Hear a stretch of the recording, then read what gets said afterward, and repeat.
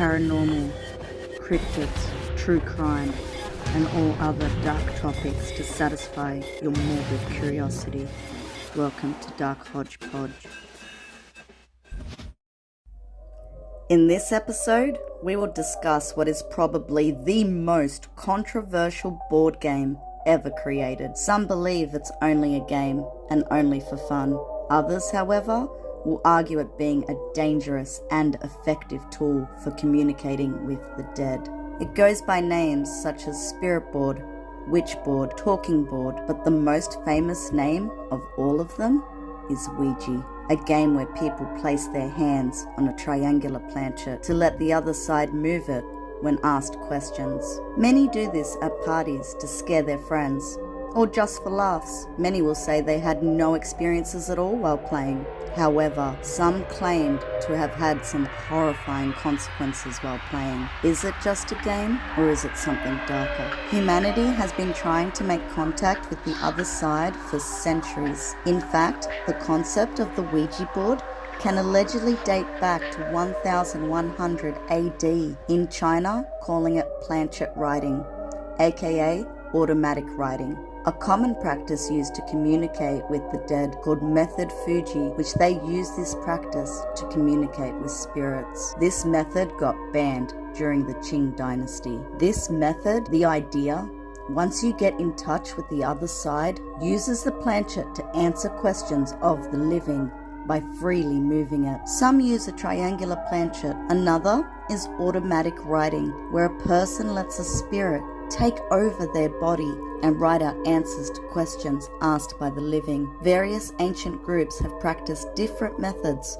to communicate with the dead. However, Ouija became the most popular method in the late 1800s. The Ouija board concept took off shortly after the Civil War, people using talking boards to communicate with the dead. These boards later received the name Ouija around 1886. The Ouija board was commercialized around 1890 by Charles Kennard and Elijah Bond. According to Baltimore Magazine article, Not Dead Yet, by Ron Cassie, Kennard and Bond shared a hallway and heard various reports about a spirit board and various people using this tool to talk to their dead relatives. This was known as the spiritual movement. The spiritual movement in America occurred shortly after the Civil War.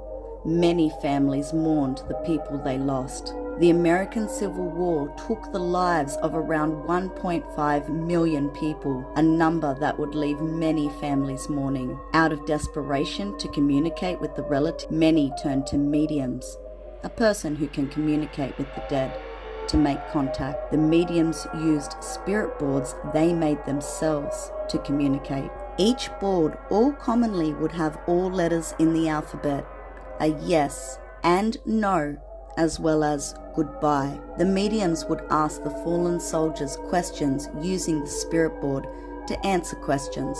This movement became so popular that Kennard and Bond saw a money-making opportunity. Kennard and Bond patented the Ouija with the help of Bond's sister-in-law, who was supposedly a medium. The patent has been rejected several times. It wasn't until a trip to DC where the board spelled out the chief patent's officer's name during a demonstration. The Ouija patent was bought by the Parker brothers in 1966, who remains its distributor.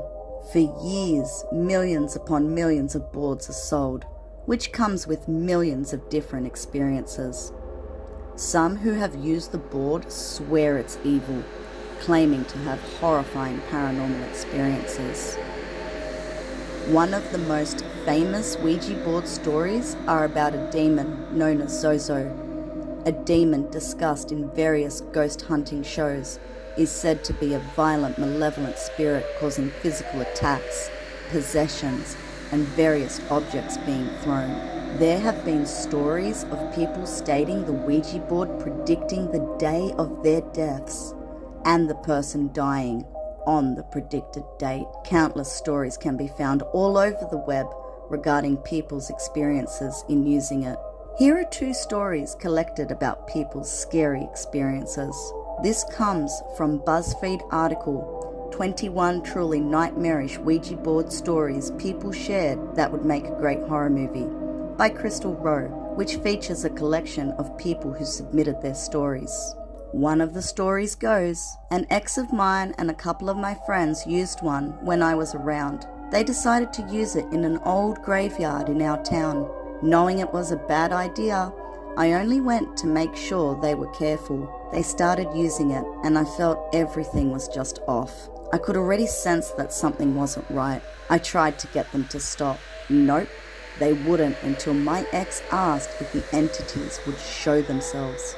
I saw 3 different things, a dark figure, an older woman, and a child. One of my friends saw them too, and immediately said we needed to say goodbye before something happened.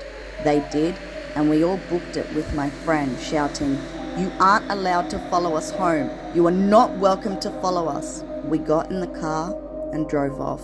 After that, none of us spoke about it. And only recently, I brought it up with my friend and she said that night still gives her chills. Our next story comes from a Reddit forum from a user called Throw It a Meter. My mum and aunt used a board after their dad died. He had remarried but had told his daughters that he was leaving them a few things in his will, including some money. His second wife was the executor and was saying he hadn't left them money, etc, etc, etc. Sorry, I can't remember exactly what she apparently said. Anyway, mum and her sister thought it was possible that money wasn't left to them after all, like the second wife said, but my aunt was really strapped for cash and they felt like it was also possible the second wife was withholding info and money. They apparently managed to get their dad via the Ouija board and asked him whether he had left the money in his will. It spelt out a 3-letter acronym for a bank and then a series of numbers. Turns out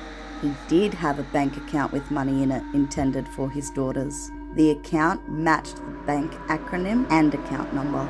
This one spooked me because the details were a surprise to mum and my aunt. I don't know how they could have got that info out of thin air. From Quota Forum called What is Your Craziest Ouija Board Story from username Penelope Leanne. I've had plenty of insane Ouija board stories, but this one strikes me. One time, me and my sister did the Ouija board to test out the scientific side of the paranormal. We had an EMF meter, electromagnetic field meter, on hand, and as soon as we got messages or replies from the planchette, we'd test the surrounding area for electromagnetic fields. Because spirits and ghosts let off an electromagnetic field, everything was going to plan. We'd get simple replies from the spirit and we'd test the area. At one point though, out of the blue, the planchette began counting down from 10 to 0. Backstory, if the planchette begins to do this, you're supposed to say goodbye immediately. It means the spirit is getting angsty, impatient,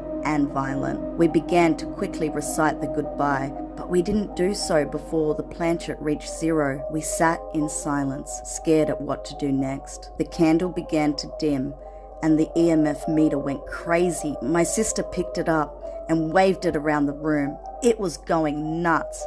We ran out of the room, taking the meter with us. I've had plenty of experiences with ghosts and spirits, and we both knew not to test our chances. Many who use this board claim they are not making the planchette move, and their hands are being moved by an invisible entity when using it. Is it a spirit or is it us? According to BBC article How the Ouija Board Really Moves by Tom Stafford, the movement of the planchette is caused by ideomotor phenomena. It is a psychological phenomena in which subjects makes motion subconsciously. When someone uses the Ouija board, the user's imagination can cause the body to make the object move seemingly on its own. Essentially, the body moves on its own without the brain realizing it. When someone is focused on getting an answer from the Ouija board, their muscles can make tiny movements guiding the planchette on the board. Do you think it's all in your head? Or is it something else making the planchette move? What are your experiences with the Ouija board? Let us know in the comments. Also, drop a suggestion in the comments for a topic your story may just get told. Thank you for tuning in to Dark Hodge Podge, and see you on the other side.